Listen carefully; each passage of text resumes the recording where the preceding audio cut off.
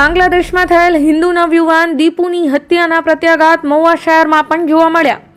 નિર્મમ હત્યાના વિરોધમાં બજરંગ દળ આવ્યું મેદાનમાં. બાંગ્લાદેશના ઝંડાને આગ લગાવી તેમજ બાંગ્લાદેશનું પૂતળું દહન કરી વિરોધ કરવામાં આવ્યો.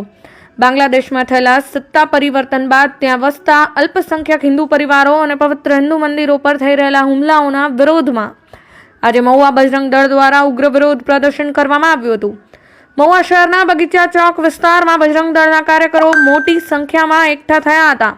કાર્યકરોએ જણાવ્યું હતું કે બાંગ્લાદેશમાં સત્તા પરિવર્તન પછી ઇસ્લામી જેહાદી માનસિકતા ધરાવતા તત્વો દ્વારા નિર્દોષ હિન્દુઓની હત્યા કરવામાં આવી રહી છે.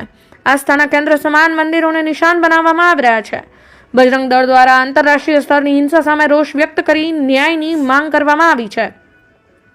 બાંગ્લાદેશમાં હિન્દુઓ ઉપર થતા અત્યાચારો તાત્કાલિક ધોરણે અટકાવવામાં આવે અને જવાબદારો સામે કડક કાર્યવાહી કરવામાં આવે.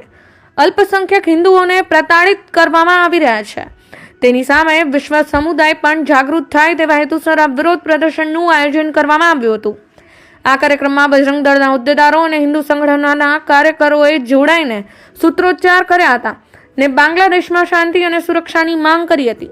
જય શ્રી રામ. હું કેશવ દુબલ, જિલ્લા અધ્યક્ષ બજરંગ દળ. થોડા દિવસ પહેલા એટલે કે 18 ડિસેમ્બરે બાંગ્લાદેશની અંદર દીપુચંદ્ર દાસ એક હિન્દુ યુવાનની બ્લાસ્ફેમીનો ખોટો આરોપ નાખીને તેની અટકાયત કરવામાં આવી હતી પોલીસ દ્વારા. અને ત્યાંના જેહાદીઓ લોકોએ તેને પોલીસ સ્ટેશનની બહાર ઢસડી કાઢી તેને ઢોરમાર મારવામાં આવ્યો.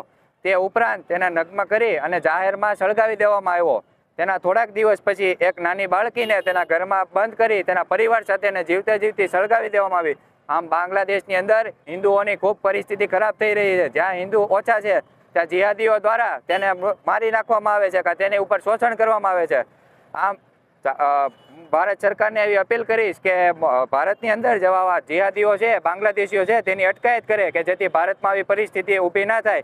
બાંગ્લાદેશની સરકારને તે વિનંતી કરી કે આના ઉપર થોડુંક ધ્યાન દે. અસ્તુ. જય શ્રી રામ.